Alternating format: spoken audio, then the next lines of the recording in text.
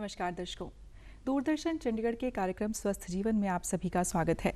जैसा कि आप सभी जानते हैं कि इस कार्यक्रम के माध्यम से हम आपको स्वास्थ्य संबंधी जानकारी देते हैं जिससे आप जागरूक हो सकें। इसी कड़ी को आगे बढ़ाते हुए आज हम बात करेंगे किडनी ट्रांसप्लांट को लेकर। देश भर में हर साल लाखों लोग किडनी की बीमारियों की वजह से जान से हाथ धो बैठते हैं और सबसे बड़ी खतरनाक बात इसमें यह है कि किडनी फेलियर का पता तब लगता है जब वो 60 to 65% खराब हो चुकी होती है। इसी पर आज हमें तमाम जानकारी देने के लिए स्टूडियो में मौजूद हैं डॉक्टर प्रियदर्शी रंजन, जो यूरोलॉजी और किडनी ट्रांसप्लांट के डायरेक्टर हैं। और सबसे बड़ी बात कि इन्होंने इसमें काफ़ी रिसर्च की है और एक ऐप लॉन्च की है और साथ ही इनका लिम्का बुक में नाम भी दर्ज है। तो सबसे पहले डॉक्टर साहब, आपका स्टूडियो में स्वागत है। थैंक यू सो मच प्रीति, और चंडीगढ़ दूरदर्शन के सभी दर्शकों का मैं तहे दिल से स्वागत करता हूं और थैंक यू सो मच मुझे इनवाइट करने के लिए। सर, ट्रांसप्लांट की बात हम करेंगे, लेकिन उससे पहले मैं ये जानना चाहूँगी कि आप दर्शकों को बताएं कि किडनी हमारे शरीर के लिए इतना ज़रूरी क्यों है और उसके ख़राब होने पर इतनी जीवन के ऊपर बात क्यों आती है।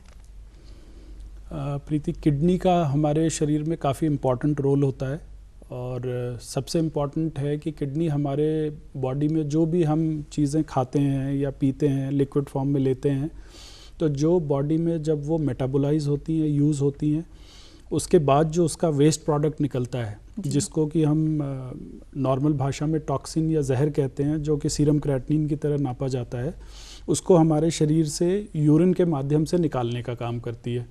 तो किडनी का सबसे इम्पॉर्टेंट फंक्शन तो है कि वो ब्लड को प्योरीफाई करती है, उसको डिटॉक्सिफाई करती है।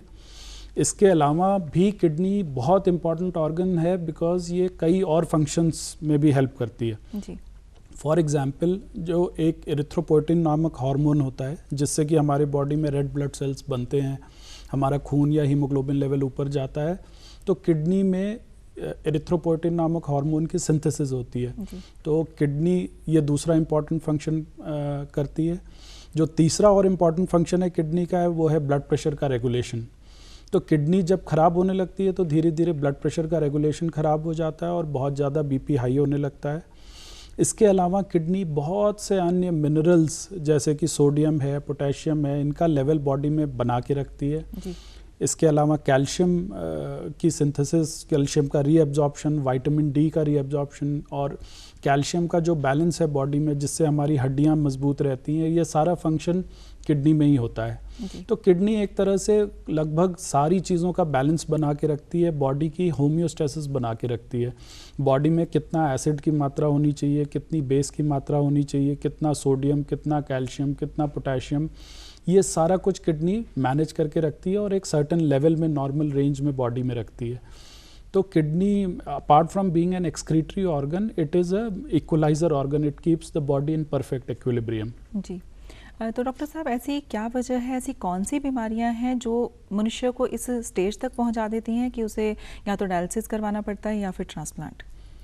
जो किडनी है, किडनी में बहुत सी प्रकार की तकलीफ़ें उत्पन्न हो सकती हैं। तो कुछ एक बीमारियां हैं जो कि सर्जरी से ठीक की जा सकती हैं, कुछ एक बीमारियां हैं जिसमें कि किडनी में आंतरिक काफ़ी डैमेज हो जाता है, जिसको कि हम क्रॉनिक किडनी फेलियर कहते हैं।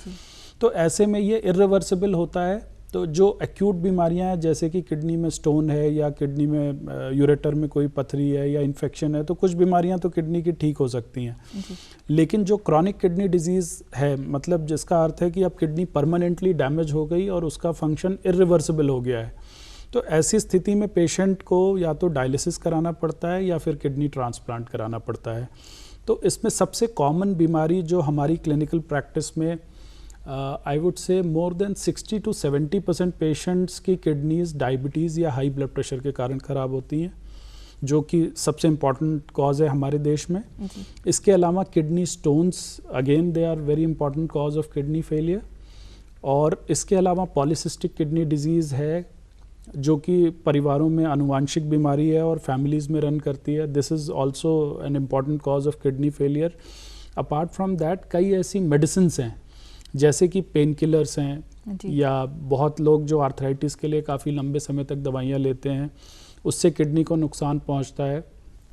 और इसके अलावा जो अभी एक जो बहुत ज़्यादा जिस पे हम लोग की रिसर्च भी चल रही है और स्पेशली यूथ में एक चीज़ जो देखने में आई है कि जिम में जो लोग एक्सरसाइज करते हैं या प्रोटीन पाउडर्स लेते हैं उसकी वजह से किडनी में नेफ्रोपैथी उत्पन्न हो जाती है जी।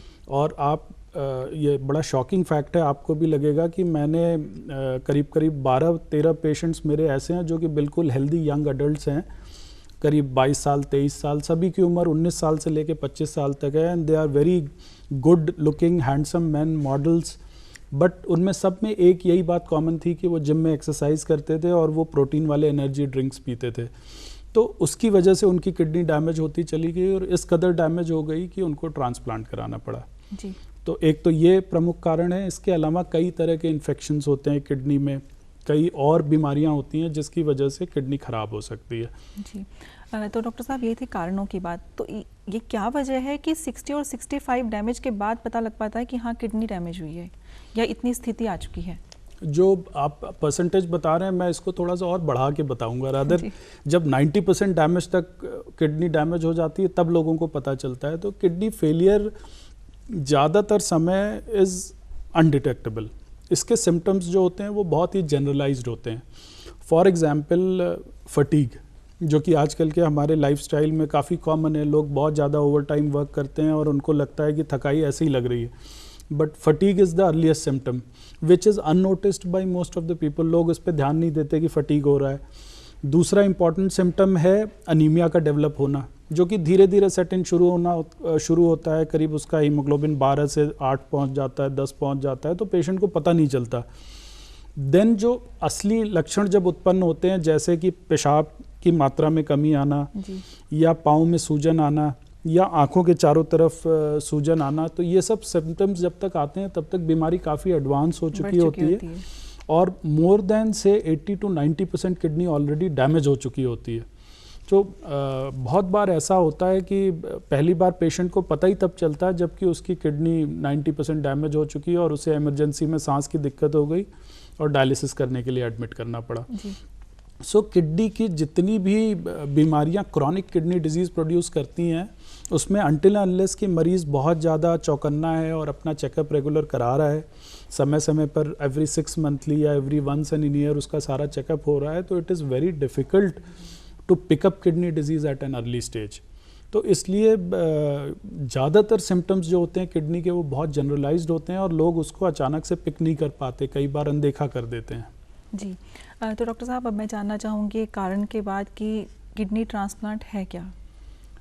किडनी ट्रांसप्लांट एक ऐसी सर्जिकल ऑपरेशन है जिसको कि हम हिंदी में गुर्दा प्रत्यारोपण कहते हैं जी। इसका अर्थ है कि हम एक हेल्दी स्वस्थ व्यक्ति से किडनी लेकर के एक पेशेंट जिसकी दोनों किडनी ख़राब हो गई है उसमें उस किडनी को लगा देते हैं, उसकी खून की नसों को जोड़ देते हैं, उसकी पेशाब की नसों को जोड़ देते हैं, जिसके बाद कि मरीज़ पूरी तरह से नॉर्मल हो जाता है and he regains back all the aspects of his life. जो किडनी ट्रांसप्लांट के रिजल्ट्स हैं वो बहुत ड्रामेटिक होते हैं।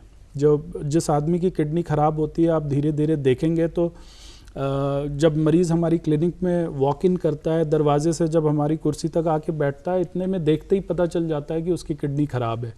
उसका रीज़न ये है, उसका अनीमिया इतना होता है, चेहरा बिल्कुल पेल होता है, जो स्किन होती है उसका टर्गर बिल्कुल लॉस हो चुका होता है और बिल्कुल काफ़ी फटीग्ड, काफ़ी प्रोटीन लॉस हो चुका होता है। तो मरीज़ काफ़ी कमज़ोर दिखता है और उसका लिक बड़ा स्पेसिफिक होता है और उसको देखते ही पहचाना जा सकता है कि ये किडनी फेलियर का मरीज़ है। और जिसकी किडनी फेल हो गई उसके पास 2 ही ऑप्शंस होते हैं, या तो वो डायलिसिस कराए जी। अथवा उसको ट्रांसप्लांट कराए। और साइंटिफिकली जितनी भी स्टडीज़ हैं, स्पेशली SRTR डेटा जो कि पूरे वर्ल्ड में फॉलो होता है, that is called as scientific registry of transplant recipients. तो ये डेटा जो है ये USA से रिसर्च हुई है और उसमें निकला हुआ है और उसमें ये बहुत क्लियर कट इस्टेब्लिश हो गया है कि अगर किसी की किडनी ख़राब हुई है तो डायलिसिस के बजाय अगर वो ट्रांसप्लांट कराता है तो उसका जीवन सदैव ज़्यादा अच्छा रहता है। फॉर एग्जांपल अगर 100 पेशेंट्स हैं जिनकी किडनी आज ख़राब हुई, तो या तो वो डायलिसिस कराएंगे या फिर ट्रांसप्लांट कराएंगे। तो अगर 100 मरीज़ डायलिसिस की ओर जाते हैं और हम इनको नेक्स्ट 10 ईयर्स तक फॉलो करें तो 100 में से करीब 90% मरीज़ जिंदा नहीं रहेंगे 10 साल तक। तो दोनों में क्या फ़र्क है, डायलिसिस में और ट्रांसप्लांट में? और ट्रांसप्लांट अगर कोई कराता है तो 100 में से करीब 70 to 80% लोग जिंदा रहते हैं आफ्टर 10 ईयर्स। तो जो सर्वाइवल है ये सिर्फ ट्रांसप्लांट से है। डायलिसिस तो सिर्फ एक आर्टिफिशियल फिल्टर है जिसमें कि खून जाके वो सफाई करके वापस चला जा रहा है। Dialysis does not give you survival. अगर जीवन चाहिए, अगर किसी को ज़िंदगी चाहिए, अगर कोई यंग लड़का है 25 साल की उम्र में किडनी ख़राब हो गई है, तो उसके लिए सदैव ट्रांसप्लांट ही बेस्ट ऑप्शन है। और डेटा ने ये प्रूव कर दिया है कि even at the age of 85 years, अगर आदमी की उम्र 85 साल है तो भी वो औसतन करीब करीब 4 साल ज़्यादा जिंदा रहेगा जी, अगर वो ट्रांसप्लांट कराता है बनिस्बत if he is getting dialysis done. So dialysis is not a treatment, it is just a bridge therapy. Bridge का अर्थ होता है कि ये एक पुल की तरह है। जब तक मरीज़ ट्रीटमेंट तो उसका ट्रांसप्लांट ही है। जब तक मरीज़ ट्रांसप्लांट के लिए पैसों का इंतज़ाम नहीं कर पा रहा है, डोनर का इंतज़ाम नहीं कर पा रहा है, till that time to bridge that gap he can get dialysis done. लेकिन डायलिसिस कोई इलाज नहीं है। Dialysis is just a symptomatic treatment, it's just relieves the symptoms, it just keeps the patient alive. लेकिन जो रिजल्ट्स ट्रांसप्लांट के हैं उसका कहीं भी कंपैरिजन डायलिसिस से नहीं किया जा सकता जी। जैसे डॉक्टर साहब आपने बात की कि जितने टाइम तक वो डोनर अरेंज नहीं कर पाता, तो क्या पूरा प्रोसेस रहता है इसका, डोनर अरेंज करने का क्या प्रक्रिया है इसकी? हमारे देश में जो ट्रांसप्लांट के लिए एक लॉ है जिसको कि हम लोग human transplant act of India कहते हैं, आमतौर पर इसको होटा के नाम से संबोधित किया जाता है। So this law was passed in 1994 और ये लॉ ये कहता है कि जो भी मरीज़ है उसके परिवार के कोई भी सदस्य, जैसे कि माँ बाप, भाई बहन, पति पत्नी, बच्चे, इनमें से कोई भी व्यक्ति किडनी दे सकता है अपने पेशेंट को। और इसमें कोई बहुत ज़्यादा लीगल फॉर्मेलिटीज़ नहीं होती हैं, सिंपल से एफिडेविट्स बनते हैं और एक हॉस्पिटल की ऑथराइजेशन कमेटी होती है जिसमें कि उसको क्लियर कर दिया जाता है। वो ये एग्जामिन करती है कि ये दोनों मरीज़ रिश्तेदार हैं और उसको क्लियर करके ट्रांसप्लांट किया जा सकता है जी। इसके अलावा 2009 में एक अमेंडमेंट हुआ जिसमें कि गवर्नमेंट ने ये कहा कि एक्ट को अमेंड कर दिया और उसमें कहा कि एक तो ग्रैंड पेरेंट्स और ग्रैंड चिल्ड्रन भी डोनर हो सकते हैं। अगर ये लोग हैं डोनर, किसी के दादा दादी या किसी के पोता पोती, तो इनको भी एक्सेप्ट किया जा सकता है डोनर एज डोनर। और साथ ही साथ एक गवर्नमेंट ने एक अमेंडमेंट और करके पेयर्ड किडनी स्वैप को लीगलाइज कर दिया है। स्वैपिंग का अर्थ होता है कि जब कभी ऐसी सिचुएशन आती है जिसमें कि डोनर और रिसिपिएंट का ब्लड ग्रुप नहीं मैच कर रहा होता है जी। तो ऐसी स्टेट में जो सपोज 2 फैमिलीज़ हैं, किडनी ट्रांसप्लांट के लिए सबसे बड़ी एक तो रिक्वायरमेंट है कि जो किडनी देने वाला है और जो किडनी लेने वाला है उनका ब्लड ग्रुप सेम होना चाहिए। जैसे अगर हमें किसी को ब्लड चढ़ाना हो तो ब्लड सेम ग्रुप का होना चाहिए, उसी तरह से जब हमें किडनी ट्रांसप्लांट करनी होती है तो किडनी देने वाले और लेने वाले का ब्लड ग्रुप सेम होना चाहिए जी। और कई दफ़े ऐसा होता है कि पेशेंट्स की फैमिली में डोनर तो होता है, सपोज हस्बैंड वाइफ हैं, उनके पास डोनर है और लेकिन ब्लड ग्रुप अलग अलग हैं। इस वजह से वो बेचारे ट्रांसप्लांट नहीं करा पा रहे हैं और मरीज़ काफ़ी सिक होता जा रहा है। तो फॉर एग्जांपल अगर कोई फैमिली है जिसमें कि एक ए ब्लड ग्रुप का पेशेंट है और बी ब्लड ग्रुप का डोनर है, इस वजह से उनका ट्रांसप्लांट नहीं हो पा रहा है, तो हम ऐसी फैमिली कोई दूसरी हम खोजते हैं जिसमें कि पेशेंट का ब्लड ग्रुप बी है और डोनर का ब्लड ग्रुप ए है, जो कि रिवर्स है। तो ऐसे में हम एक फैमिली से डोनर लेके दूसरी फैमिली को दे सकते हैं और दूसरी फैमिली से लेके फर्स्ट फैमिली को दे सकते हैं। तो ये भी गवर्नमेंट ऑफ इंडिया ने अब लीगलाइज कर दिया है और इस प्रक्रिया को पेयर्ड किडनी ट्रांसप्लांट या स्वैप किडनी ट्रांसप्लांट कहते हैं। तो सर जैसे आपने ये बात कही कि इस तरह का आप डोनर ढूंढते हैं, तो ये कितना डिफ़िकल्ट रहता है इस तरह से ढूंढना, अगर कोई ए ग्रुप का है और दूसरा बी ग्रुप का है? नहीं, ये काफ़ी डिफ़िकल्ट रहता है और इंडिया में 2009 में जबकि लीगलाइज हो गया ये, उसके बाद भी ये बहुत ज़्यादा कोई सक्सेसफुल प्रोग्राम नहीं रहा जी। उसका रीज़न ये है कि मरीज़ों का डेटा मेंटेन करना, उनको रोज़, जैसे आज हमारे पास कोई मरीज़ आया तो ऐसा नहीं है कि उसका उल्टा मरीज़ हमारे पास नेक्स्ट डे आ जाएगा। कभी वो मरीज़ 10 दिन बाद आता है, कभी 4 दिन बाद आता है। और इंडिया इतना वास्ट कंट्री है, कोई मरीज़ आंध्र प्रदेश में रहने वाला है, कोई चंडीगढ़ का है, कोई जम्मू कश्मीर का है, कोई बिहार का है। So it is really a difficult task to form a swap pair. तो ये थोड़ा मुश्किल तो होता ज़रूर है, लेकिन समय के साथ धीरे धीरे अब गवर्नमेंट की पॉलिसीज़ भी लैक्स हो रही हैं, इसको लेवल पे, कई लेवल्स पे लोग इसके लिए अवेयर हो रहे हैं। तो धीरे धीरे ये स्वैप किडनी ट्रांसप्लांट का ट्रेंड बढ़ रहा है और बहुत से ऐसी फैमिलीज़ को फ़ायदा हो रहा है जो कि पहले ट्रांसप्लांट नहीं करा सकते थे लेकिन अब ट्रांसप्लांट करा लेते हैं जी। इससे संबंधित ही कुछ डॉक्टर साहब आपने कुछ आई किडनी ऐप करके कुछ शुरू किया है, तो उसका इससे क्या संबंध है?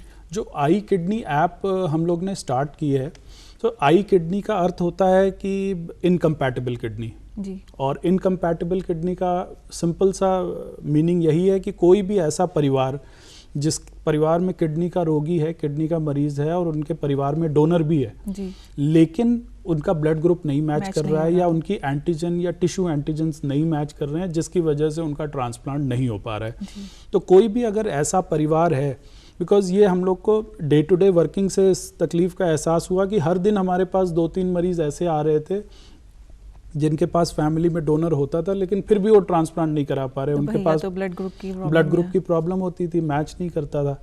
सो हम लोग रोज़ सोचते थे और रोज़ हमारी मोटी मोटी फाइलें तैयार होती थी और बड़ा मुश्किल होता था ऐसे मैच सर्च करना कि एक रीजन का पेशेंट रहने वाला हो, उसको दिक्कत भी ना हो, एक ही जगह के आसपास के लोग हों ताकि स्वैपिंग ईजी हो जाए, लीगल फॉर्मेलिटीज़ कम हो, एक ही स्टेट का पेशेंट हो तो लीगल फॉर्मेलिटीज़ थोड़ी सी कम हो जाती हैं। तो हम लोग इसके बारे में काफ़ी दिनों से सोच रहे थे और इसको करीब 1.5 साल से हम लोग इस ऐप को डेवलप करने की कोशिश कर रहे थे जी। तो ये ऐप सिर्फ एक प्रयास है जिससे कि हम ज़्यादा से ज़्यादा मरीज़ों की सहायता कर सकें, उन तक पहुंच सकें।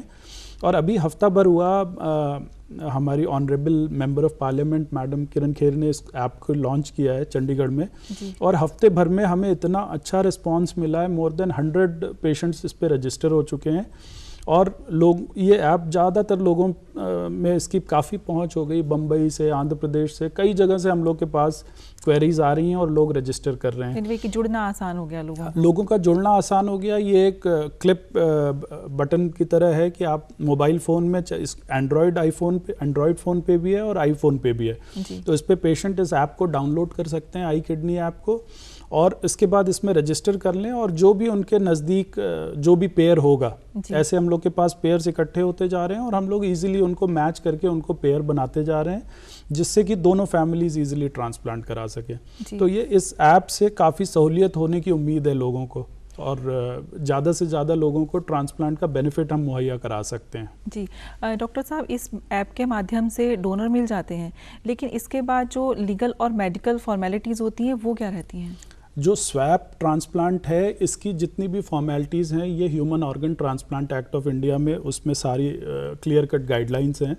तो इसमें अगर डोनर और दोनों फैमिलीज़ अलग अलग स्टेट्स की हैं तो हमें दोनों स्टेट्स की नो ऑब्जेक्शन सर्टिफिकेट चाहिए होती है, जिसके बाद कि हम जिस भी स्टेट में हैं, जैसे मैं अगर पंजाब में प्रैक्टिस कर रहा हूं तो हमें पंजाब की ऑथराइजेशन कमेटी में उस केस को प्रेजेंट करना होता है।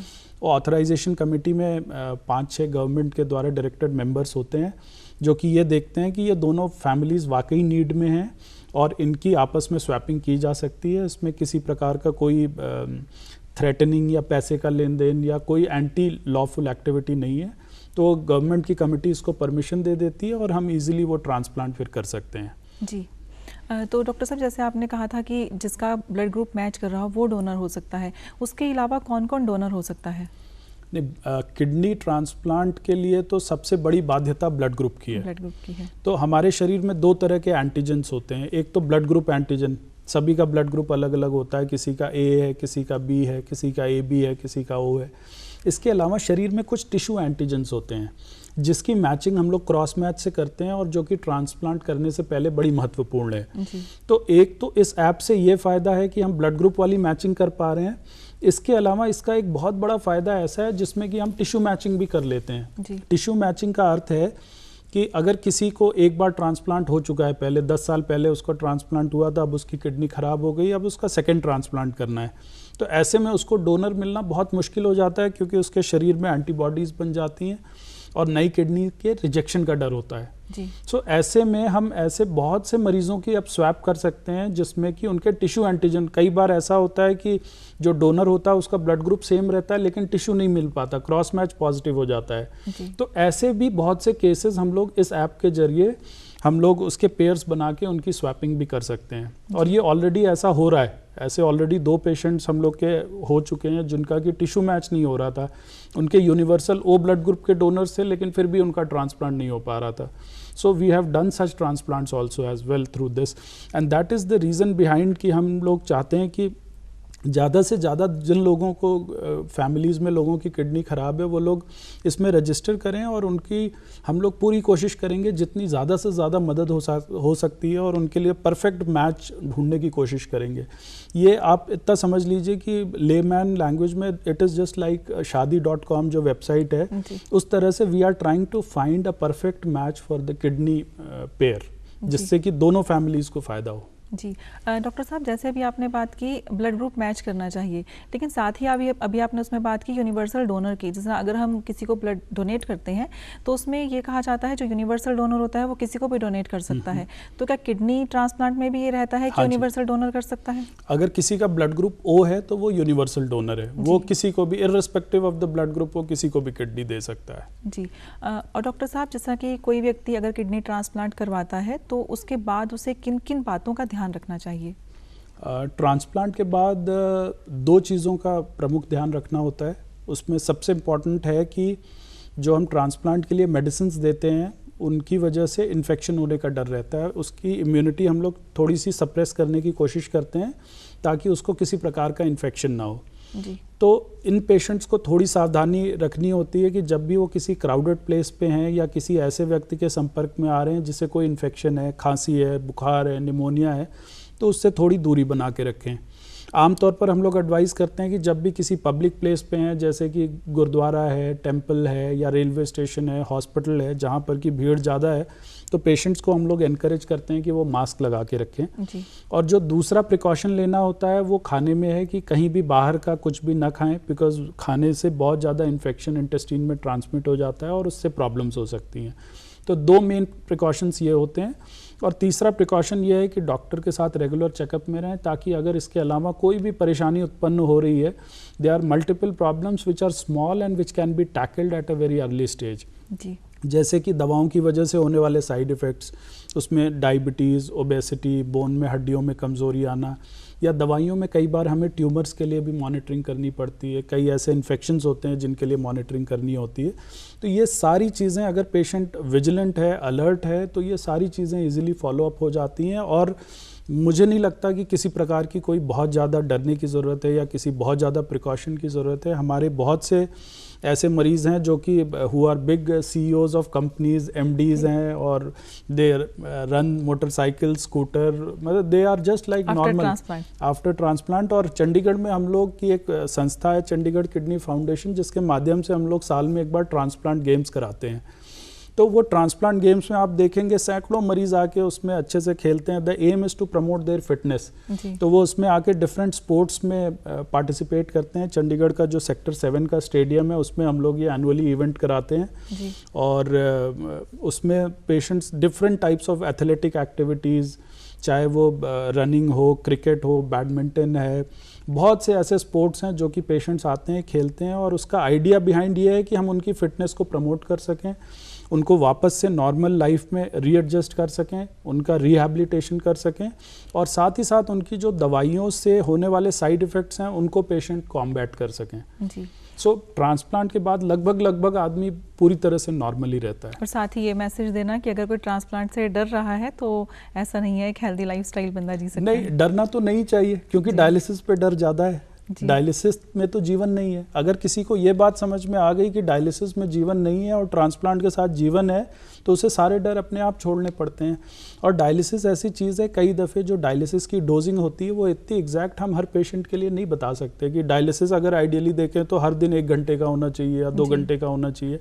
But every patient is different, सभी का शरीर डिफरेंट है, सभी की बनावट डिफरेंट है, सभी के शरीर में प्रोटीन की मात्रा, मसल की मात्रा, फैट की मात्रा, इलेक्ट्रोलाइट्स, एवरीथिंग इज़ डिफरेंट। सो हम एक जनरलाइज ट्रीटमेंट देते हैं सभी पेशेंट्स को, थोड़ा बहुत टेलर कर सकते हैं, but every patient behaves differently.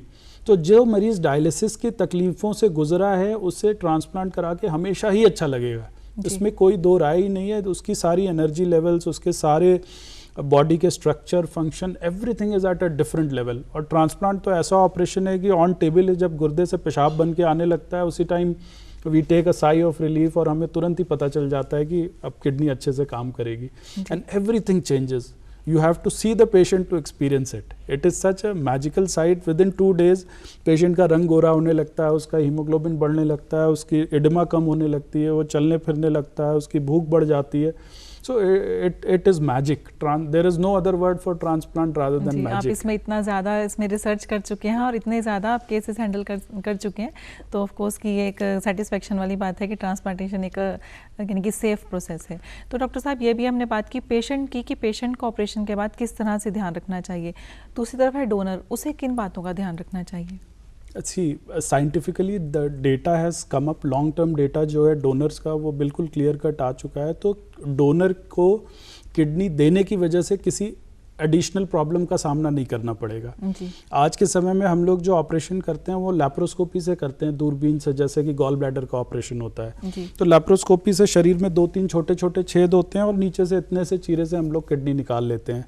तो डोनर लगभग पूरी तरह से नॉर्मल ही रहता है जैसा कि वो पहले था। जो आज से 10 साल पहले जो ऑपरेशंस होते थे उसमें काफ़ी लंबा चीरा लगता था, तो उसमें प्रॉब्लम्स थी, पेशेंट्स को हर्निया बनता था, कोई बहुत ज़्यादा वेट नहीं उठा सकते थे।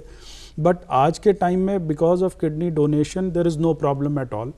पेशेंट को हम लोग एनकरेज ये रखते हैं कि वो हेल्दी लाइफस्टाइल अडॉप्ट करें और रेगुलर समय पे साल में करीब एक बार हम लोग को दिखाते रहें। तो इसके अलावा उनको कोई परेशानी होने, किडनी देने की वजह से कोई परेशानी होने के चांसेस बहुत ही कम होते हैं जी। लेकिन पेशेंट को हम लोग एनकरेज यही करते हैं कि हमेशा वो दिखाते रहें हम लोगों को। अच्छा, आपने देखा होगा कई बार ऐसा होता है कि पेशेंट की एक ही किडनी होती है, पता ही नहीं होता। कई ऐसे लोग होते हैं जिनका 70-80 साल में अल्ट्रासाउंड किसी और वजह से होता है और डिस्कवर होता है कि single kidney, by birth he single kidney होती है। तो सिंगल किडनी पे ऐसा नहीं है कि कोई परेशानी होती है, वो किडनी कॉम्पनसेटरी हाइपरट्रॉफी हो जाती है, वो बड़ी हो जाती है और इसके साथ साथ उसका फंक्शन भी बढ़ जाता है। तो पेशेंट लगभग नॉर्मल रहता है डोनर। और आज के समय में एक बहुत अच्छा ट्रेंड यूथ में जो आ रहा है, जो यंग लड़के हैं 18-19 साल के, जैसे ही वो लीगल एज क्रॉस करते हैं सो उनके घर में अगर किसी को तकलीफ है, I am very happy to see young girls जो कि 18 साल की, 20 साल की, they come up for donating their kidney to their parents, to their brothers, and it is really commendable to them. जी डॉक्टर साहब, वैसे तो ये टॉपिक ऐसा है कि इस पर और बहुत ज़्यादा जानकारी है जो हमें देनी चाहिए दर्शकों को, लेकिन समय का अभाव है। और मैं यही कहना चाहूँगी कि आज डॉक्टर साहब यहाँ पर आए, आपने अपना कीमती समय निकाला और इतनी महत्वपूर्ण जानकारी हमारे दर्शकों को दी, तो उसके लिए बहुत बहुत धन्यवाद। You are most welcome and it's indeed an honor for me for being invited here. Thank you so much.